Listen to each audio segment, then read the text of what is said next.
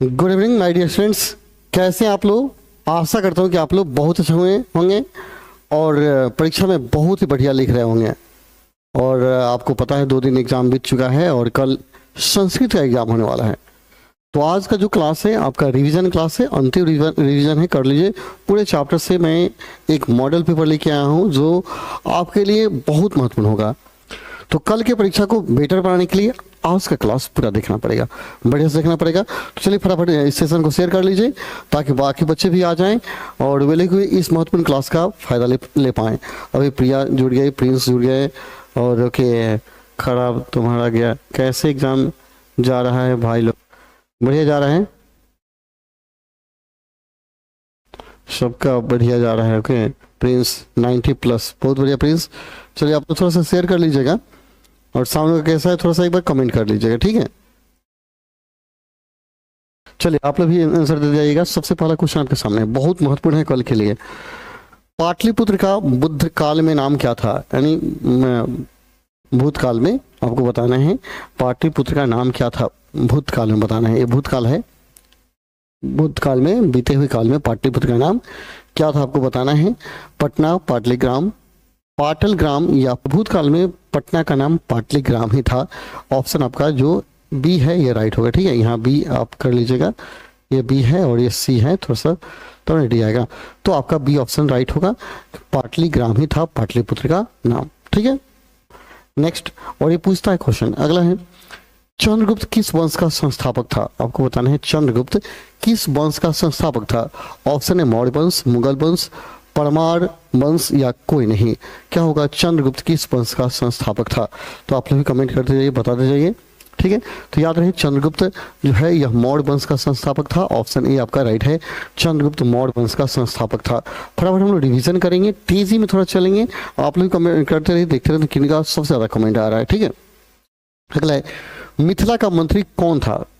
पहले यह पास्ट का बात पूछ रहा है, मिथिला का मंत्री कौन था? बुद्धिवीर या कर्मवीर, धर्मवीर या वीरेश्वर, कौन था? चैप्टर पढ़े होंगे तो पता होगा कि मिथिला का मंत्री कौन था, ठीक है? तो याद रहे मिथिला का जो मंत्री था वह कौन था?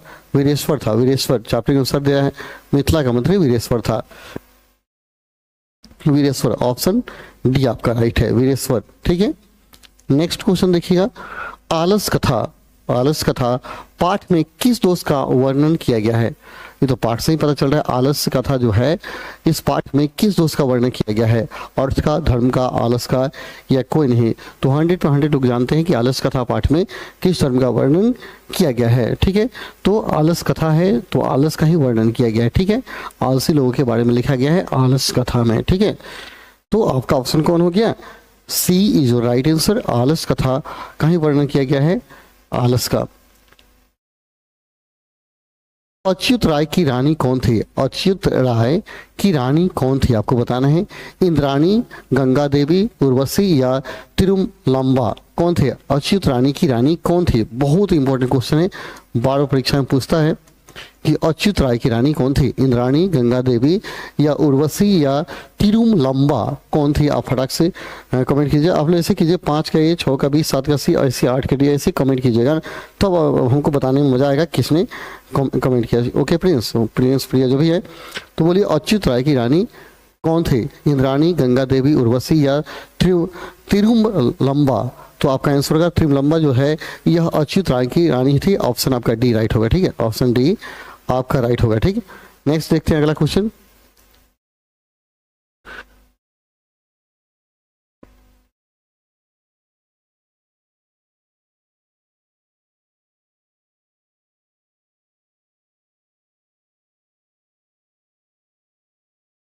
चलिए तब इतना ही पढ़ा के रहने देते हैं, आगे मैडम पढ़ाएंगे। आइए, यस, आइए मैडम, आप लोग मैडम से पढ़िए, मैडम आप लोग को बेटर पढ़ाएंगे। आइए, ओके कम। और आप लोग इसको अच्छा से देखिए, ठीक है? और सेशन को जरूर शेयर कीजिएगा ताकि सारे बच्चे जुड़े। ओके प्रिय, सभी लोग सेशन को लाइक करें, शेयर कर दें। Okay okay be sound, okay. तो थोड़ा आप लोग इसको शेयर जरूर कर लीजिएगा, ठीक है? आइए मैडम, आइए मैडम। तो ये है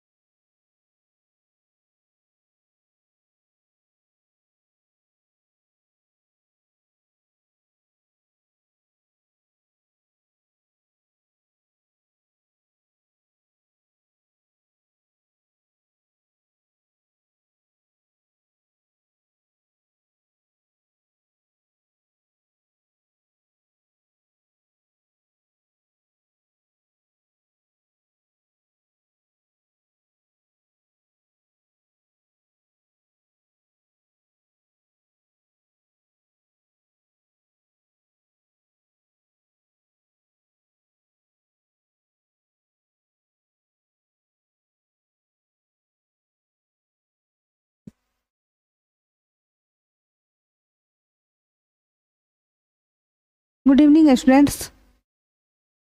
तो ये जो क्वेश्चन है, याज्ञवल्क्य की पत्नी कौन थी? ऑप्शन है मैत्रेयी, शुल्भा, देवकुमारिका या फिर भद्रांबा।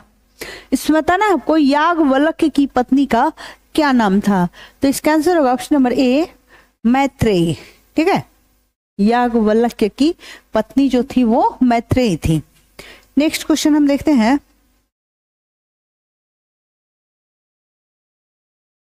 वाला फोन इधर आ सकता है क्या? उसको इधर कीजिए।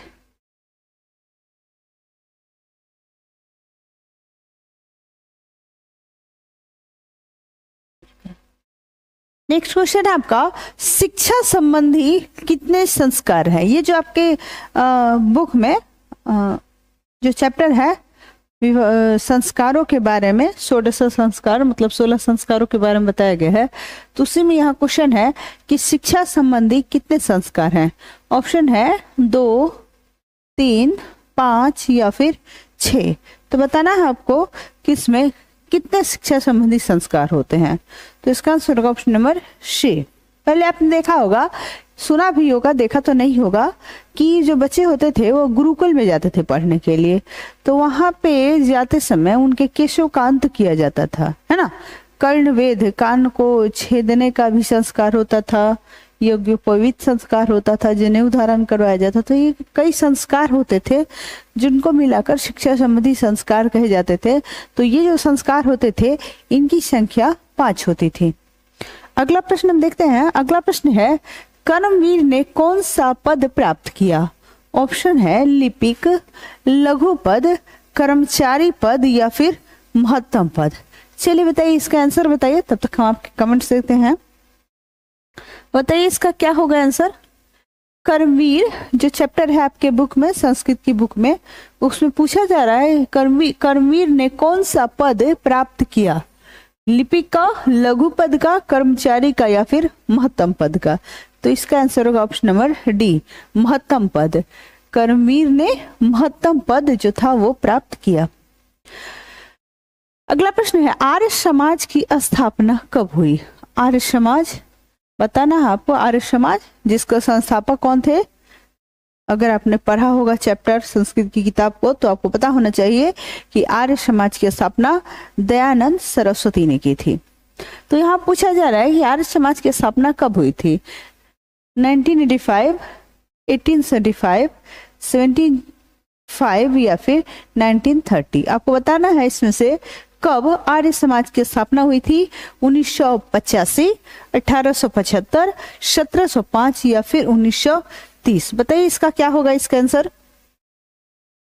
चलिए, तो इसका आंसर होगा option number B, 1875। Arya Samaj की जो है वो स्थापना हुई थी 1875 ईस्वी में। आइए नेक्स्ट क्वेश्चन हम देखते हैं। नेक्स्ट क्वेश्चन है, दानशील कौन था? दानशील कौन था? व्याघ्र था, दुर्जन था, सज्जन था या फिर दानव था। इसमें बताना है आपको कि दानशील कौन था, व्याघ्र, दुर्जन, सज्जन, यहाँ पे एक ही ज होगा, ये ज इसमें नहीं होगा, सज्जन या फिर दानव। चलिए बताइए इसका क्या होगा, इसका आंसर दानशील कौन था, आपको बताना है इसमें से दानशील कौन था। ठीक है, तो इसका आंसर होगा ऑप्शन नंबर ए, व्याघ्र। व्याघ्र यानी बाघ। व्याघ्र कैसा शब्द है, तो व्याघ्र तत्सम शब्द है, जबकि बाघ क्या है, तद्भव शब्द है।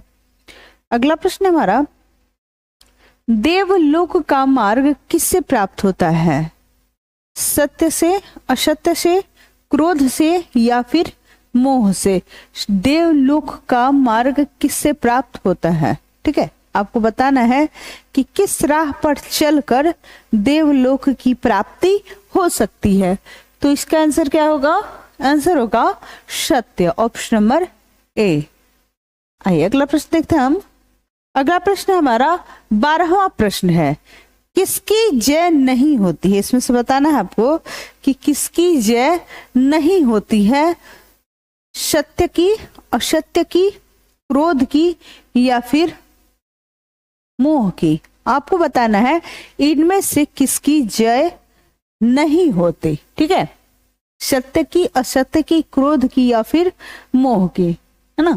तो आपने वो चैप्टर पढ़ा होगा जिसमें एक श्लोक है, सत्य की हर जगह पूजा होती है, असत्य की नहीं, है ना। तो उसमें आपको क्या होगा आंसर, आंसर हो जाएगा ऑप्शन नंबर बी, असत्य। सिर्फ सत्य की पूजा होती है, असत्य की नहीं। अगला प्रश्न है, भारत महिमा का आधुनिक पद किसने रचा है।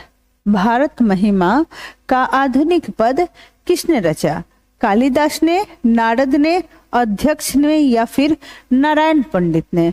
आपको बताना है भारत महिमा का आधुनिक पद किसने रचा, कालिदास ने, नारद ने, अध्यक्ष ने या फिर नारायण पंडित ने। तो इसका आंसर होगा ऑप्शन नंबर सी, अध्यक्ष ने। चलिए अगला प्रश्न हम देखते हैं। आपका तब तक कमेंट्स देख लेती हूँ। 14वां प्रश्न है, हमारी भारतीय धरा कैसी है, हरी भरी है, ऊंची है, नीची है या फिर विशाल है। आपको बताना है कि हमारी जो भारत की धरती है वो कैसी है, हरी भरी है, ऊंची है, नीची है या फिर विशाल है। क्या होगा इसका आंसर, तो इसका आंसर होगा ऑप्शन नंबर डी, विशाल, है ना। भारत महिमा चैप्टर का श्लोक है जिसमें बताया गया है कि भारत की धरती जो है वह काफी विशाल है। अगला प्रश्न है, नरक के कितने द्वार हैं, एक है, दो है, तीन है या फिर चार है। तो आपने वो श्लोक पढ़ा होगा, नरकस्येदम त्रिविधम द्वारम नाशन मात्मनः, है ना। तो तीन होगा, नरक के कितने द्वार हैं, तीन है। कौन, काम, क्रोध और मोह। काम है, क्रोध है और मोह, ये जो है ये तीनों नरक के द्वार हैं, इसीलिए कहा गया है कि इन तीनों का त्याग करना चाहिए। अगला प्रश्न है, मधुराधिपति कौन है, मधुराधिपति कौन है, किसको कहा गया है, श्री राम को कहा गया है, ब्राह्मण को कहा गया है, श्री कृष्ण को कहा गया है या फिर इंद्र को कहा गया है। बताना है आपको इसमें से आपको कि मधुराधिपति किसको कहा गया है, इसमें श्री राम को, ब्राह्मण को, श्री कृष्ण को या फिर इंद्र को। तो चलिए बताइए इसका आंसर क्या होगा, कमेंट्स में आप बता सकते हैं।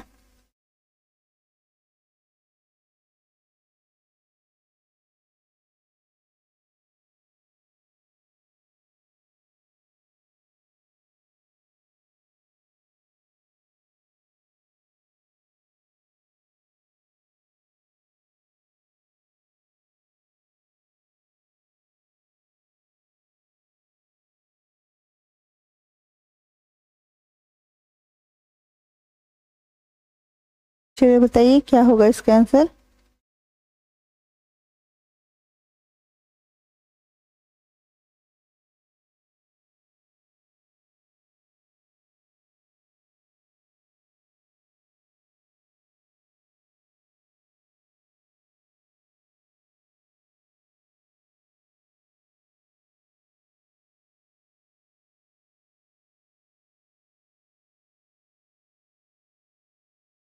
मथुराधिपति कौन है?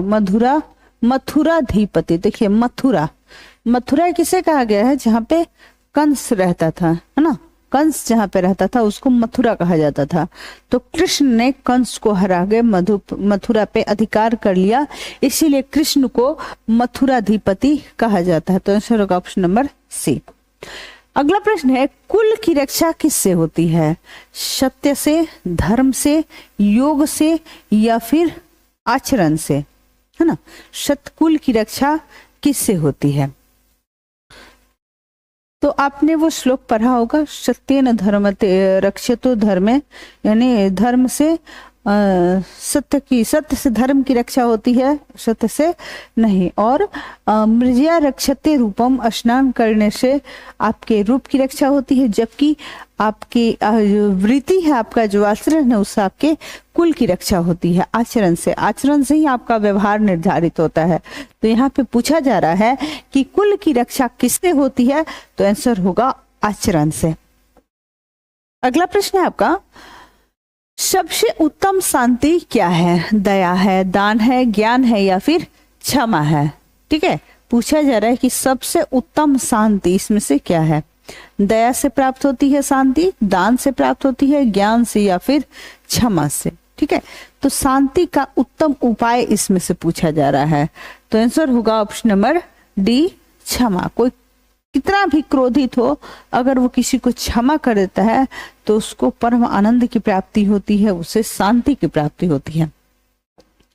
अगला प्रश्न है, कर्ण किस देश का राजा था? कर्ण किस देश का राजा था? अंग देश का, मगध देश का, मिथिला का या फिर काशी का? कर्ण का नाम आपने सुना होगा, है ना। तो कर्ण दुर्योधन का मित्र था, जिसे दानवीर कर्ण भी कहा जाता है। तो पूछा जा रहा है कि कर्ण किस देश का राजा था? तो आंसर होगा ऑप्शन नंबर ए, अंग। ये शायद बिहार में ही है अभी, अंग देश जो था उस समय।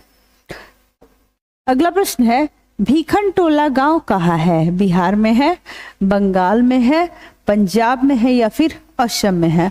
आपको बताना है कि भीखन टोला नामक जो गांव था वो कहाँ है? बिहार में, बंगाल में, पंजाब में या फिर असम में? तो इसका आंसर होगा ऑप्शन नंबर ए, असम में। ठीक है, भीखन टोला नामक जो गांव है वह असम में है, सॉरी बिहार में है। अगला प्रश्न है, स्वामी दयानंद सरस्वती का जन्म कब हुआ था? स्वामी दयानंद सरस्वती का जन्म कब हुआ था? ऑप्शन है 1857 ईस्वी में, 1824 ईस्वी में, 1819 ईस्वी में या फिर 1851 ईस्वी में। आपको बताना है कि स्वामी दयानंद सरस्वती का जन्म इनमें से कब हुआ था? 1857 ईस्वी में, 1824 ईस्वी में, 1819 ईस्वी में या फिर 1851 ईस्वी में?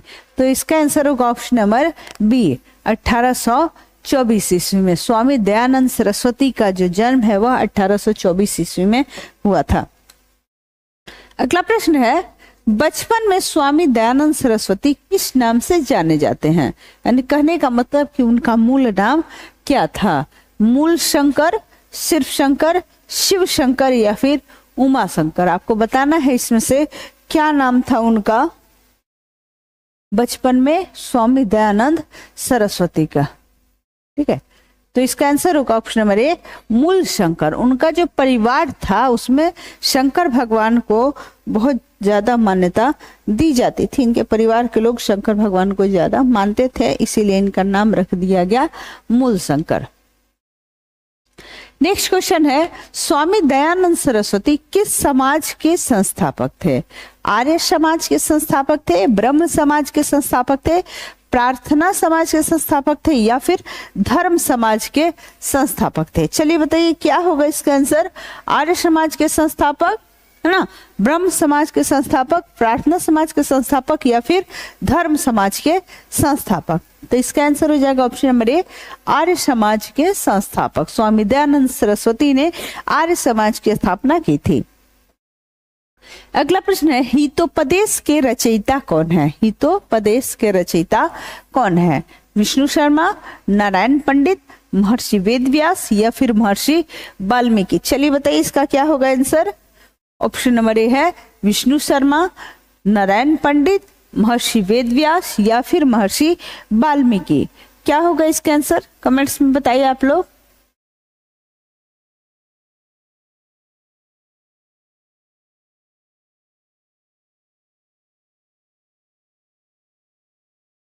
चलिए बताइए, तो इसका आंसर हो जाएगा ऑप्शन नंबर बी, नारायण पंडित। हितोपदेश के रचयिता नारायण पंडित हैं। अगला प्रश्न है, व्याघ्र पथिक कथा के बाघ के पास धातु का कंगन था, मतलब किस धातु का कंगन था? पूछा जा रहा है कि व्याघ्र पथिक कथा के बाघ के पास किस धातु का कंगन था? ऑप्शन है चांदी का, तांबा का, सोना का या फिर पीतल का। आपको बताना है कि किस चीज का कंगन उसके हाथों में था। चलिए बताइए, इसका आंसर बताइए आप लोग। चांदी का था, तांबा का था या फिर सोना का था? तो आंसर होगा ऑप्शन नंबर सी, सोना। सोने का कंगन लेकर एक व्याघ्र बैठा था, मुंह में दुर्भा यानी दुभ को खोसे हुए कह रहा था कि मैं शाकाहारी हो गया हूँ, आओ कोई मुझसे ये कंगन लेकर चले जाओ। अगला प्रश्न है, नीति श्लोका पाठ के रचयिता कौन है? भर्तृहरि, चाणक्य, आचार्य शुक्र या फिर महात्मा विदुर? चलिए बताइए क्या होगा इसका आंसर।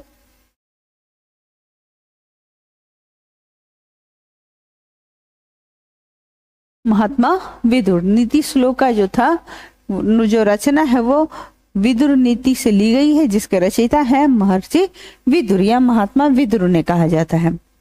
अगला प्रश्न है, योग दर्श के रचयिता कौन है? योग दर्श या योग दर्शन ऐसे ही कर कुछ नाम है कि रचयिता कौन है?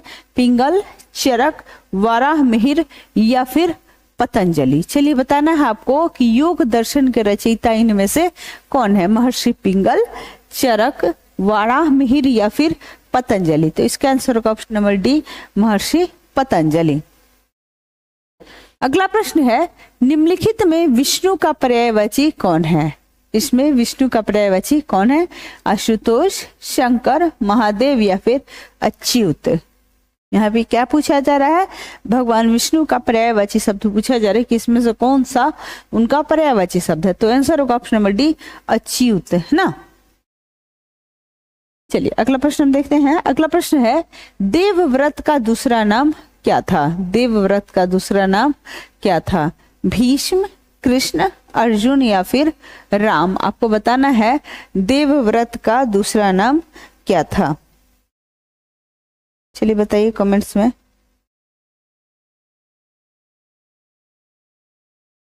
तो इसका आंसर होगा ऑप्शन नंबर ए, भीष्म, है ना। देवव्रत का दूसरा नाम था भीष्म।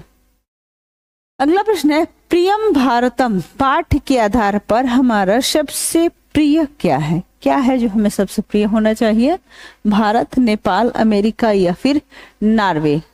प्रियम भारतम पाठ के अनुसार हमारे लिए सबसे प्रिय क्या है? तो आंसर होगा ऑप्शन नंबर ए, भारत, क्योंकि अपना देश सबको प्रिय होता है। अगला प्रश्न है, जयदेव को कुएं से कौन निकाला? जयदेव को कुएं से किसने निकाला? राजा ने, प्रजा ने, महाराजा ने या फिर मंत्री ने? चलिए बताइए क्या होगा इसका आंसर। जयदेव को कुएं से किसने निकाला? राजा ने, प्रजा ने, महाराजा ने या फिर मंत्री ने? तो इसका आंसर होगा ऑप्शन नंबर सी, महाराजा ने।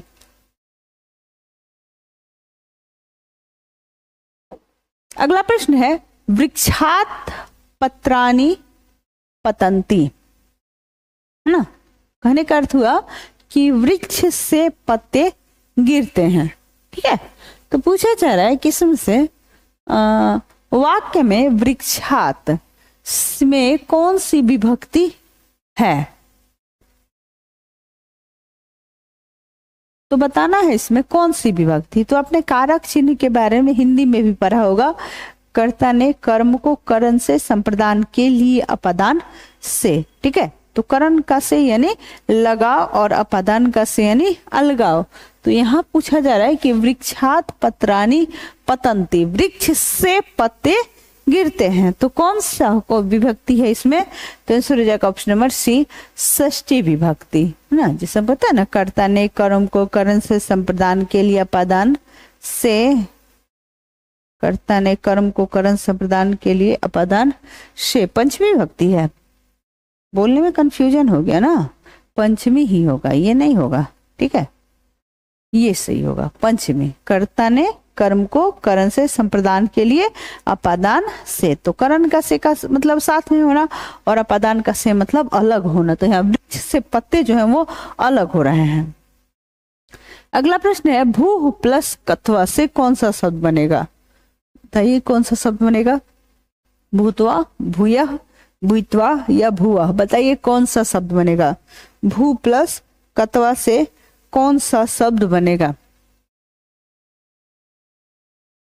भू प्लस कत्वा से कौन सा शब्द बनेगा, तो आंसर होगा ऑप्शन नंबर ए भूतवा, है ना, भूतवा शब्द बनेगा भू प्लस कत्वा से। अगला प्रश्न है व्याकरण में कौन सा उपसर्ग है, उपसर्ग पूछा जा रहा है ना, पूछा जा रहा है व्याकरण में कौन सा उपसर्ग है, व्या, व्य, करण या फिर वी। तो देखिए होता क्या है इसमें,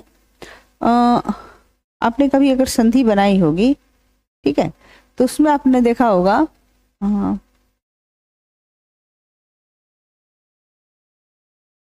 पूछा जा रहा है कि व्याकरण में कौन सा उपसर्ग है, उपसर्ग पूछा जा रहा है, ठीक है, तो आंसर होगा इसका ऑप्शन नंबर ए व्या ना, व्याकरण। आइए अगला प्रश्न देखते हैं। अगला प्रश्न है सुरूपा शब्द का विलोम क्या होगा, सुरूपा, अरूपा, रम्य रूपा, रम्या या फिर कुरूपा, चलिए बताइए इसका आंसर क्या होगा, अरूपा, रम्य रूपा, रम्या या फिर कुरूपा। तो इसका सही आंसर होगा सुरूपा का विलोम या विपरीतार्थक शब्द हो जाएगा कुरूपा। सुरूपा यानी बहुत सुंदर और कुरूप में यानी कुरूप जो सुंदर नहीं हो। अगला प्रश्न है भय के योग में कौन सी विभक्ति होती है, भय के योग में कौन सी विभक्ति होती है, तृतीया विभक्ति, चतुर्थी विभक्ति, पंचमी विभक्ति या फिर षष्ठी विभक्ति, चलिए बताइए कमेंट्स में इसका आंसर दीजिए आप लोग। भया के योग में कौन सी विभक्ति होती है, तृतीया, चतुर्थी, पंचमी या फिर षष्ठी, तो इसका आंसर होगा ऑप्शन नंबर सी पंचमी, ठीक है, 36 का सी पंचमी। नेक्स्ट क्वेश्चन है मही शब्द का अर्थ क्या है, वायु, जल, अग्नि या फिर पृथ्वी, आपको बताना है मही शब्द का अर्थ क्या है। मही वायु होगा, जल होगा, अग्नि होगा या फिर पृथ्वी होगा, तो सही आंसर होगा ऑप्शन नंबर डी यानी पृथ्वी। मही शब्द का सही अर्थ देखा जाए तो पृथ्वी होता है। अगला प्रश्न है भुवः प्रभवः, भुवः प्रभवः किस कारक का सूत्र है, भुवः प्रभवः किस कारक का सूत्र है, संप्रदान कारक का, अपादान कारक का, संबंध कारक का या फिर अधिकरण कारक का, आपको बताना है कि भुवः प्रभवः किस कारक का सूत्र है, तो बताना है आपको कि ये किस कारक का सूत्र है, तो आंसर होगा option number B, option number B अपादान कारक। अगला प्रश्न है राजपुरुष में कौन सा समास है, राजपुरुष में कौन सा समास है, तो आपको पहले ही मैंने बताया कि विग्रह करके देखेंगे, अगर बीच में कोई कारक चिन्ह आ जाता है तो इसका मतलब वो तत्पुरुष समास होगा, तो आंसर होगा ऑप्शन नंबर ए तत्पुरुष समास, ठीक है, राजपुरुष यानी राजा का पुरुष, तो बीच में कार आए विग्रह करने पर, ठीक है। नेक्स्ट क्वेश्चन हमारा द्वितीय अध्याय में कौन सा समास है, द्वितीय अध्याय में कौन सा समास है, द्वंद्व, बहुव्रीहि, अव्ययी भाव या फिर द्विगु, चलिए आपको बताना है इसमें कौन सा समास है, द्वंद्व है, बहुव्रीहि है, अव्ययी भाव है या द्विगु है, तो देखिए यहाँ नाम ही स्पष्ट है द्वितीय, है ना, पहला शब्द क्या है संख्यावाचक है, इसलिए कौन सा होगा ऑप्शन नंबर डी द्विगु यानी दुगो, ठीक है, तो जिसमें संख्यावाचक आ जाएगा वो हो जाएगा द्विगु। अगला प्रश्न है लेखिका किस शब्द का स्त्रीलिंग रूप है, लेखक, लिख, लेखन या फिर लेख, आपको बताना है कि लेखिका शब्द किसका स्त्रीलिंग है, लेखक का है, लिख का है, लेखन का या फिर लेख का है, तो इसका सही आंसर होगा ऑप्शन नंबर ए लेखक, है ना, लेखक का स्त्रीलिंग क्या होता है लेखिका। अगला प्रश्न है सोविता, सेविता शब्द में कौन सा धातु है? सेविता शब्द में कौन सा धातु है? शेव, शेब, शेवी या फिर विता? आपको बताना है सेविता शब्द में कौन सा धातु है। तो इसका आंसर होगा ऑप्शन नंबर ए, सेव, है ना। सेव क्या है? इस शब्द में धातु है। अगला प्रश्न है दृश धातु के लोट लकार मध्यम पुरुष एक वचन का रूप क्या होगा? दृश धातु के लोट लकार मध्यम पुरुष एक वचन का रूप क्या होगा? चलिए बताइए इसका क्या होगा आंसर। दृश्य, दृश्य का अर्थ होता है देखना। चलिए तो इसका आंसर हो जाएगा ऑप्शन नंबर सी। आज थोड़ी सी हरासमेंट ज्यादा हो गई है वो विसर्जन करने के चक्कर में, तो इसीलिए थोड़ा सा मूड फ्रेश नहीं लग रहा है। फिर भी ये वाला जो कंटेंट है वो खत्म कर देते हैं ताकि आपको कल के एग्जाम में असुविधा ना हो। वीडियो को अच्छे से देखिएगा और प्रत्येक प्रश्न पे ध्यान दीजिएगा। अगला जो प्रश्न है हमारा कृष्णेन, कृष्णेन शब्द में कौन सी विभक्ति लगी है? द्वितीय, तृतीय, चतुर्थी या पंचमी? चलिए सोच के बताइए इसका आंसर क्या होगा। द्वितीय, तृतीय, चतुर्थी या फिर पंचमी? तो इसका सही आंसर होगा ऑप्शन नंबर बी, तृतीय। ठीक है, कृष्णेन में तृतीय विभक्ति लगी है। नेक्स्ट क्वेश्चन हम देखते हैं। हमारा नेक्स्ट क्वेश्चन है निम्नलिखित में किस शब्द में षष्ठी विभक्ति होती है? षष्ठी विभक्ति लगी हुई है। पूछा जा रहा है बालकाय है, बालकात है, इसके अलावा बालकस्य है और बालकेन है। पूछा जा रहा है कि किस शब्द में षष्ठी विभक्ति लगती है निम्नलिखित में? तो आंसर हो लगी हुई है, सॉरी लगी हुई है, तो आंसर होगा ऑप्शन नंबर सी, बालकस्य। अगला प्रश्न है आ और अ से कौन सा वर्ण बनता है? ठीक है, आ और अ से कौन सा वर्ण बनता है ये आपको बताना है। मेरे ख्याल से ये दीर्घ स्वर संधि है, सजातीय स्वर है। ठीक है, सजातीय स्वर है इसलिए ये दीर्घ संधि है, दीर्घ स्वर संधि है। तो उसमें पूछा जा रहा है कि आ प्लस अ से कौन सा वर्ण बनेगा? चलिए बताइए इसका आंसर क्या होगा। अ होगा, आ होगा, व होगा या फिर ओ होगा? तो इसका सही आंसर होगा ऑप्शन नंबर बी ना। दीर्घ स्वर संधि में आपने ये नियम पहले ही पढ़ा है कि सजातीय स्वरों की जब संधि होती है तो उसको हम दीर्घ स्वर कहते हैं। अगला प्रश्न है औ और अ, औ प्लस अ से कौन सा वर्ण बनेगा? औ प्लस अ से कौन सा वर्ण बनेगा? तो ये जो है ये अयादी संधि, हिंदी में देखा जाए तो ये जो है वो अयादी संधि है। अयादी संधि में क्या होता है कि अगर पहले शब्द के अंत में अ, आ, सॉरी गलत हो गई, अयादी संधि में क्या होता है कि अगर आपका शब्द के पहले शब्द के ही अंत में ए ऐ ओ औ हो, है ना, ए ऐ ओ या औ हो, तो क्या होता है कि पहले शब्द के अंत में और दूसरे शब्द के शुरू में कोई भिन्न स्वर आ जाए तो ए का ऐ, है ना, ए का क्या हो जाता है ऐ, ऐ का आय, ओ का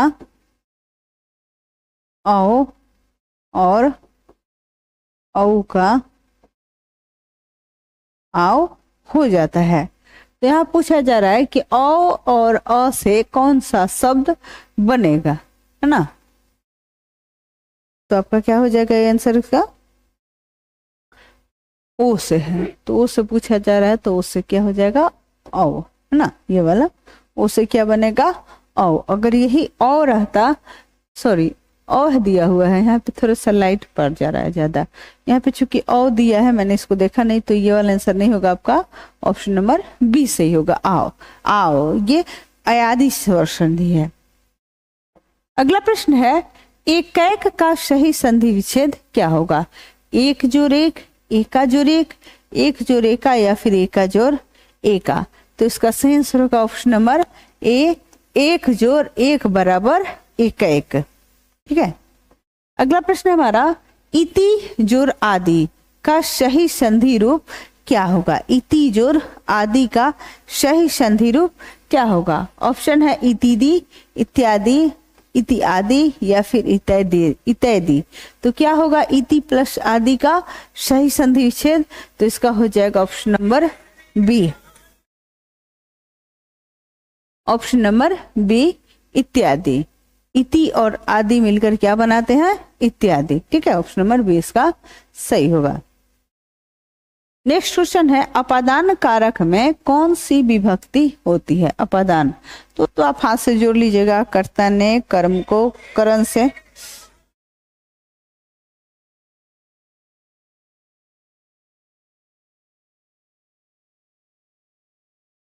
सॉरी, कुछ इंपोर्टेंट कॉल आ रहे हैं, बाद में मैं देख लूंगी। तो पूछा जा रहा क्वेश्चन में कि अपादान कारक में कौन सी विभक्ति होती है। ठीक है, तो यहाँ आपको बताना है कौन सी।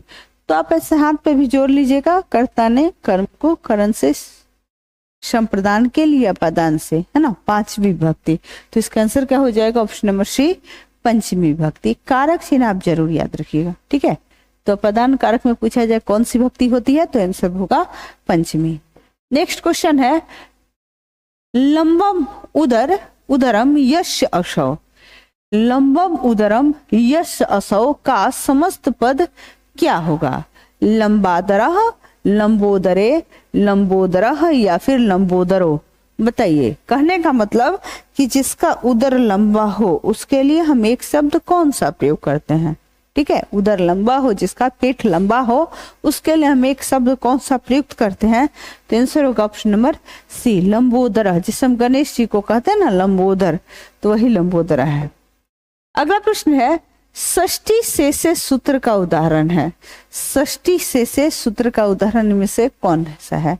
वृक्षात पत्राणि पतन्ति, अर्जुनस्य गोः चरति, अन्नस्य हेतोः वसति या फिर छात्राः विद्यालय पठन्ति। चलिए बताइए क्या होगा इसका षष्ठी से का सूत्र का इसमें से कौन सा उदाहरण सही होगा।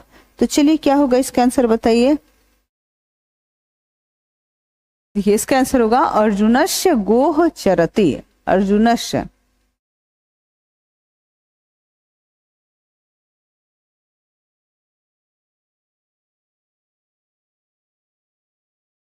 जिसे पूछा जा रहा है षष्ठी से, तो षष्ठी में वही संबंध बताता है का के की।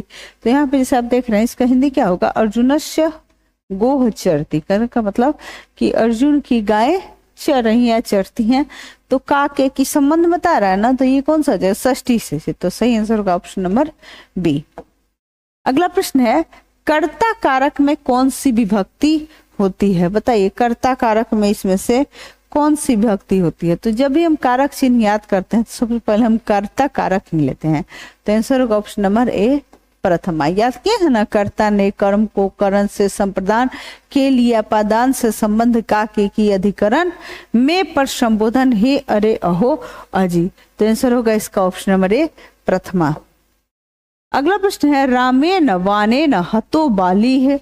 वाक्य के रेखांकित पद में कौन सी तृतीय विभक्ति विधायक सूत्र है। बताना है आपको। रामेण बाणेन हतो बाली। चलिए क्या होगा इसका आंसर बताइए, कमेंट्स में बताइए आप लोग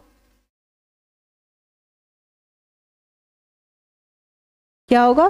कर्णे तृतीया, येनांग विकारः, अपवर्गे तृतीया या कर्तृकरण युष् तृतीया। क्या होगा इसका आंसर चलिए बताइए, कमेंट्स में आप लोग बताइए इसका आंसर क्या होगा।